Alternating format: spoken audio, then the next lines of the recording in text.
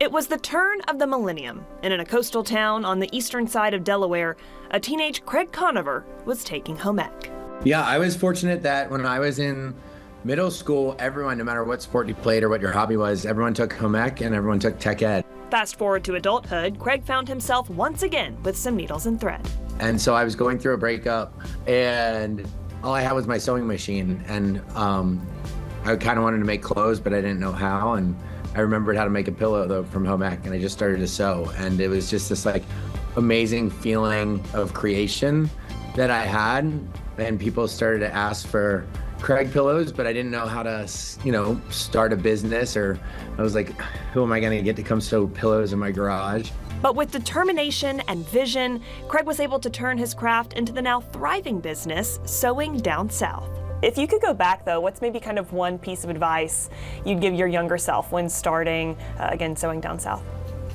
Well, fortunately, it's crazy because I was bullied terribly growing up, and so I had to self-validate at an early age. And so fortunately, even though not a single person in my life thought I should sew, and not a single person in my life thought a pillow business was a good idea, so I used that to encourage people that even though like your inner circle doesn't see your vision, does not mean it's not a good idea. Plus, if you stick with it, you never know who else is going to join. You've gained a huge following. Let's talk a little bit about that. You often use the hashtag #SewCrew, right? What does that community kind of mean to you, and how do you support or at least stay connected with others in the sewing world?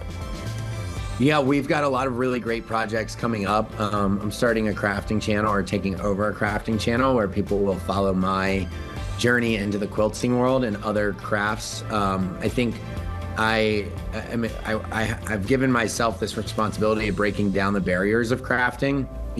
Being able to order things and get them the next day, I use that, or even same day. I use all of those convenience things, but people miss creating things with their hands, and they miss giving gifts, that they made themselves. And so I think I kind of want to just revisit that. Home ec doesn't exist in a lot of schools. We donate sewing machines in a lot of schools, and they're like, we wish we had a curriculum to go with this. And so I think it's had such an impactful meaning on my life of calming my brain and giving me some sort of purpose, that it's really just breaking down the crafting barriers and even the social ones around that. We have so many people that come to the store, a lot of obviously a lot of women, but a lot of men too, who are like, my grandmother taught me to sew, and I've been sewing with my mom and her since a child, but my friends don't even know because I don't talk about it. And so we're trying to give it this kind of social space, that something to be proud of again, and not just in the solidarity of your home. I'm a firm believer that we are children of a creator, and so we're called to create in that process. And so love getting to see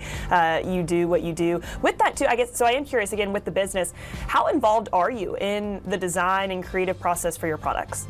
That's the beauty of what I talk about, is I get to do what I'm good at. And I don't have an executive function, as in I've got all of these great ideas. Well, I think they're great, but I have got all these ideas, and, I can see everything in my head, but I was never able to complete stuff once my month-long passion ran out. I've got pretty high ADD, and I was allowed to stand at my desk as a kid, and just finding two partners to do the other stuff has been this beautiful package. And so I still get to sketch everything and work with our design teams to turn it into graphics, but now the business is so big. I love being as involved as I can, but the goal of business is to hire people and surround yourself with people who are better at that business than you.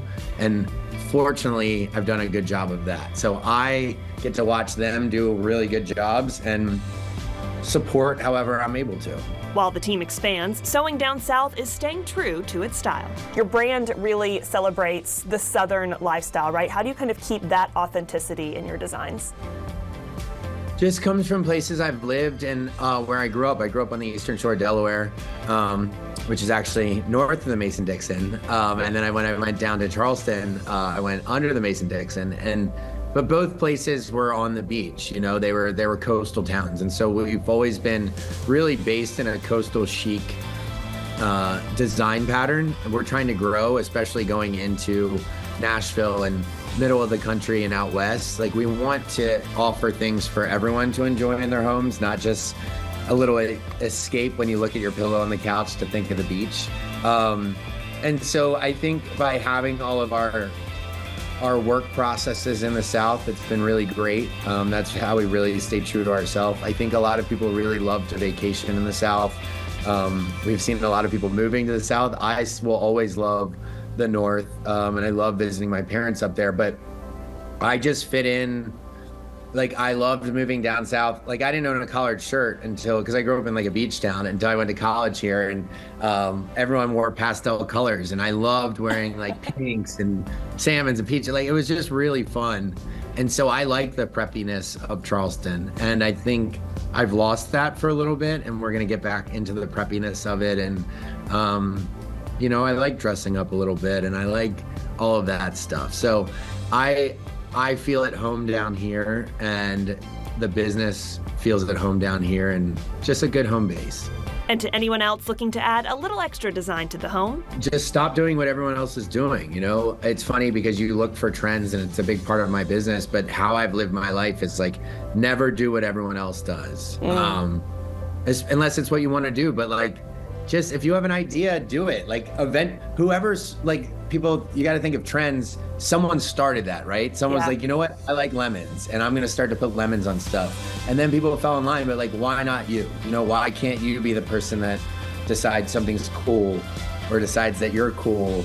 I think we can be in control of our destiny a little more than we give ourselves credit for. And I would just take chances. Like, you only live once, and I think everyone's advice is real. Like, everyone that gets older is like, you know, I wish I would have just done what I wanted to do or whatnot. So, you know, I know there's like financial barriers and stuff, and you have to go to work, but work on your side hustle.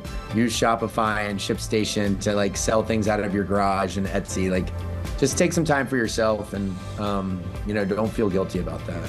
Wise words from Craig. But at the end of the day, the biggest question we want answered: how many pillows do you personally own? Oh, a lot. I've got an amazing team that, you know, of housekeepers and stuff that help me and do a whole bunch of stuff. And now we have a certain section in the house where if I leave stuff there, they take it home, and they love it because I have to recycle them, because all of my closets are stuffed to the brim of like my originals and my new patterns. Like, it's very hard for me to get rid of any of them. I've got a little bit of hoarding tendencies. So being able to gift them to my different teams is really fun for me. Do you have a personal favorite pillow from Sewing Down South? I mean, right now I love our modern collection, and we just restocked it. We've got some really neat, it's a larger pillow that we make. And then we just have so many fun projects on the horizon that I can't wait.